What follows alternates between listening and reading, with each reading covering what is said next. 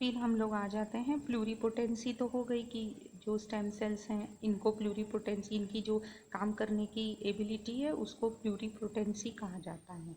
इसके अलावा ये जो स्टेम सेल्स हैं ये जब फोइटस में से निकाले जाते हैं तो 14 दिन का वो जो ब्लास्टोसाइट है इसके अंदर अभी तक वहाँ पर कोई नया सेल नहीं बना। वो प्योरली क्या है, सारे की सारे स्टेम सेल्स हैं। तो इसीलिए उनको वहाँ से निकाला जाता है। During 5th and 7th day and culture with certain biochemical stimulus in laboratory and as per the stimulus they can transform themselves into the desired type of cell, thereby tissue and finally into the organ. अब आपने जो ये जो 14 दिन का जो ब्लास्टोसाइट बना या कंसेप्शन यानी जायगोट बनने के 14 दिन बाद जब हम लोग यूट्रस में से ये सेल निकाल रहे हैं तो ये अभी तक डिवाइड नहीं हुए। ये सिर्फ एक सेल का गुच्छा है जिसको ब्लास्टोसाइट बोला जाता है। अब इसका क्या फ़ायदा है कि इसको अभी आपने प्रिजर्व कर दिया, लेकिन अगर आप वो जो पर्टिकुलर ऑर्गन है, ऑर्गेनिज्म है जिसमें से निकाला,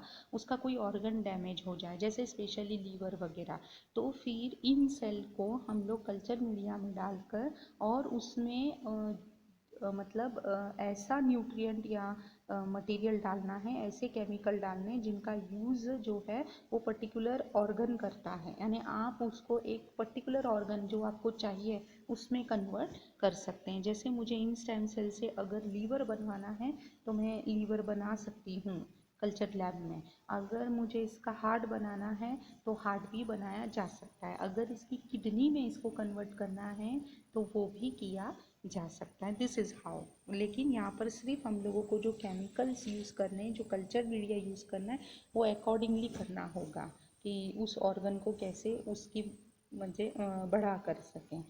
उसके बाद यहाँ पर आते हैं अडल्ट स्टेम सेल्स। अब ये क्या प्रकार है, तो ये वो स्टेम सेल्स हैं जो हम जैसे जो कि अडल्ट हो चुके हैं उनकी बॉडी से निकाले जाने हैं। तो यहाँ पर अगर किसी की बॉडी के स्टेम सेल्स हमें निकालने हैं तो वो हम सिर्फ रेड बोन मैरो से निकाल सकते हैं या एडिपोज कनेक्टिव टिश्यूज यानी हमारे जो चर्बी है वहाँ पर, और दूसरा आप ब्लड में से निकाल सकते हो। तो यहाँ से जो सेल निकलेंगे उनको हम बोलते हैं अडल्ट स्टेम सेल्स। ठीक है, तो यहाँ पर obtained from cord blood immediately after birth। इसके अलावा ये जो स्टेम सेल्स होते हैं ये हम लोग बच्चा का जब जन्म होता है तो अम्बिलिकल कॉर्ड का जो ब्लड है वो इमीडिएटली यानी अडल्ट का मतलब होता है पैदा होने के बाद निकाल जमा किए हुए स्टेम सेल्स, और एम्ब्रियोनिक का मतलब होता है पैदा होने के पहले आप कहाँ से स्टेम सेल्स निकाल सकते हैं। तो इसीलिए जब उसका बर्थ होता है तो या तो उसके रेड बोन मैरो से या कनेक्टिव टिश्यू से या उसके ब्लड से, या फिर वो जब पैदा होता है तो उसके अम्बिलिकल कॉर्ड से जो ब्लड बाहर आ रहा है उससे हम लोग जमा कर लें तो वहाँ पर स्टेम सेल्स होते हैं। अब यहाँ पर इनका यूज़ क्या है, तो यहाँ पर इनका यूज़ दो है। एक तो रीजनरेटिव थेरेपी के लिए यूज़ हो रहा है और दूसरा ऑर्गन ट्रांसप्लांटेशन के लिए। लेकिन यहाँ पर रीजनरेटिव थेरेपी क्या होती है, यानी सबसे पहले आती है सेल थेरेपी। तो सेल थेरेपी में क्या करते हैं, the stem cells are use to replace the dead cell in the case of condition like diabetes, myocardial infarction, Alzheimer disease, parkinsonism disease etcetera.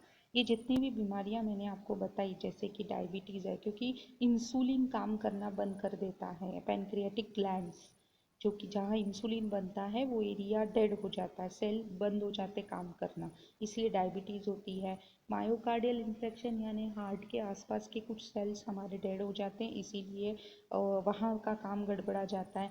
Alzheimer disease और पार्किंसोनिज्म डिजीज़ ये हमारे brain से related है, और ब्रेन का वो area के sales कुछ डैमेज हो जाते हैं या डेड हो जाते हैं, इस वजह से इसमें याददाश्त चली जाती है। ठीक है, पेशेंट बराबर याद नहीं कर पाता है, रोज़ उसे सारी बातें मतलब कनेक्ट नहीं कर पाता, रोज़ से उसे बताना होता है कि ये ब्रश है, ऐसे ब्रश करते, ऐसे बटन लगाते, मतलब नॉर्मल चीज़ें भी वो याद नहीं रख पाता। तो इस केस में ये जो स्टेम सेल्स हैं इनकी मदद से हम उन डेड सेल्स को रिमूव कर सकते हैं, तो that is known as regenerative therapy. उसी हिसाब से ऑर्गन ट्रांसप्लांटेशन आता है।